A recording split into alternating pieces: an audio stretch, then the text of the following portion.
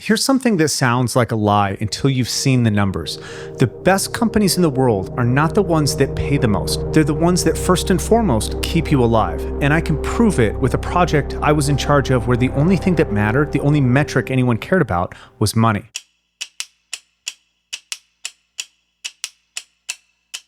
We were hired to make a desk of elite traders more profitable. We spent $0 on gadgets, no recovery beds or expensive biohacking toys. Their sick days dropped by half, and the savings from that alone paid for everything that we did, before a single trader even made an additional dollar. I'm going to show you exactly what we changed, but first I have to tell you why almost every company on earth is spending more on your health every year and getting a sicker, less productive version of you in return. Let me start with the idea that most people get backwards. Everybody believes that pay is what attracts and keeps good people. It isn't.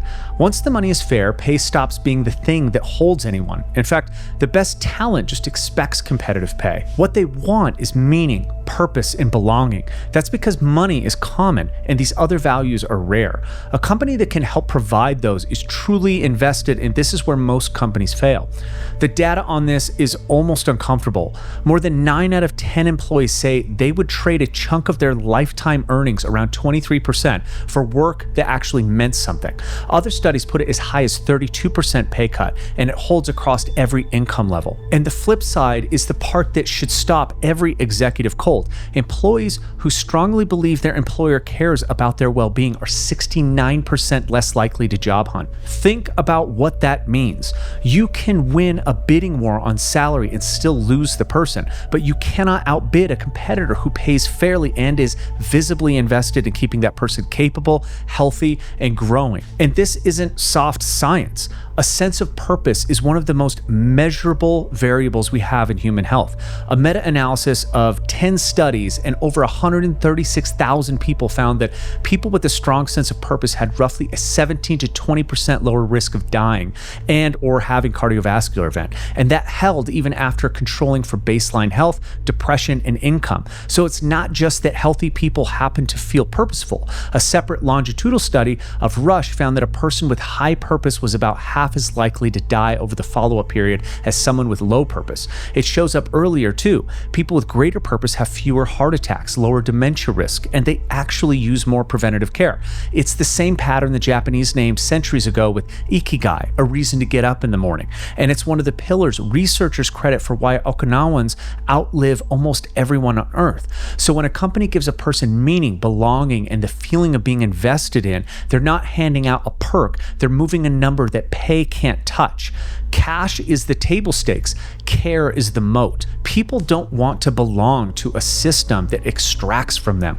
They want to belong to one that invests in them. And here's the uncomfortable truth underneath it. Most companies are doing the exact opposite, and they're paying a fortune to do it. So stick with me, because the number companies spend trying to fix this is enormous, and most of it is making the problem worse. So let me earn the right to tell you all of that. So back to the trading desk. In 2024, we were brought in to work with some of the best commodity traders in the UK.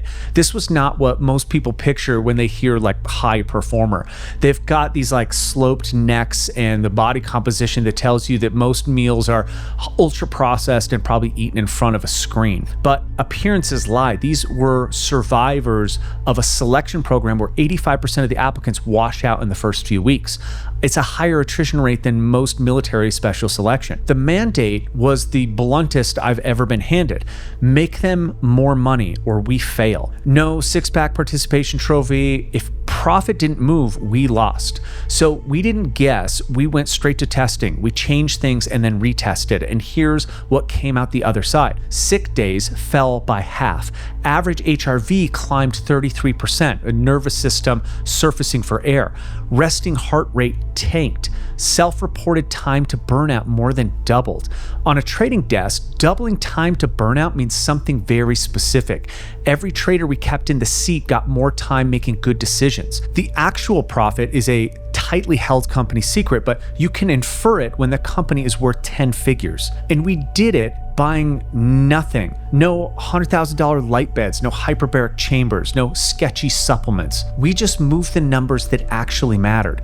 That's the part I want to unpack, because what we moved is the same thing that any company is basically setting on fire. And here's the open loop I left: the money. Employer health insurance hit about 17.5 grand per employee in 2025.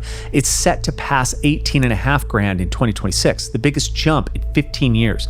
Costs have climbed a cumulative 50% since 2015. That's the second biggest line item most companies have after payroll, and it's the fastest growing one. So you'd assume it's buying health. It's not. It's buying disease.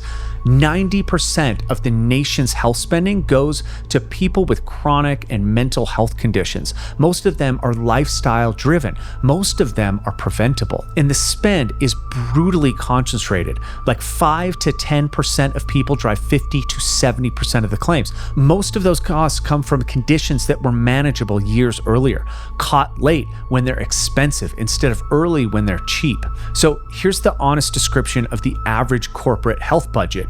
It is not a health budget, it's a disease budget. They're not buying health, they're prepaying the late stage bill for health they ignored. And it gets worse because that giant number isn't even the biggest cost, it's just the only one they can see. Companies obsess over sick days. Sick days are the cheapest thing a sick employee does to you. The expensive part has a name. It's called presenteeism. It's the cost of showing up and operating at half capacity. And it's not a rounding error. On-the-job productivity loss runs as high as 60% of the total cost of worker illness, more than absenteeism, medical, and disability combined. One study found employees were absent about 4 days a year, but admitted to being unproductive for 57 days, almost 3 working months. Presenteeism costs 10 times more than absenteeism. Added up, and poor health costs U.S. employers around $575 billion a year. This is the exact mistake that fitness makes. You track the weight on a bar and assume it means something about your life. Companies track the sick day and assume it captures the cost. Both are measuring the visible proxy and missing the thing that actually matters. What you measure is what you get, and almost everyone is measuring the wrong thing. Now, you might be thinking that companies already try to fix this. Wellness programs, step challenges, there's like gym discounts that nobody uses. That seems like an appropriate fix on the surface, but that stuff doesn't work. The famous statistic says wellness returns $3 for every dollar. But when researchers ran a rigorous controlled trial, the results were unimpressive, because the healthy, motivated people are the only ones who sign up in the first place. Generic wellness fails for the same reason a corporate wellness retreat fails. A one-size-fits-all advice never moves the needle. It treats everyone like the same machine, and realistically, it is a company that is outsourcing their care. What actually works is understanding leverage. In finance, leverage is the multiplier on your wins and losses. In biology, it's the hidden tax of an overwhelmed nervous system. Load a person with chronic stress, bad sleep, poor food, gut dysfunction, and the quality of every decision they make degrades.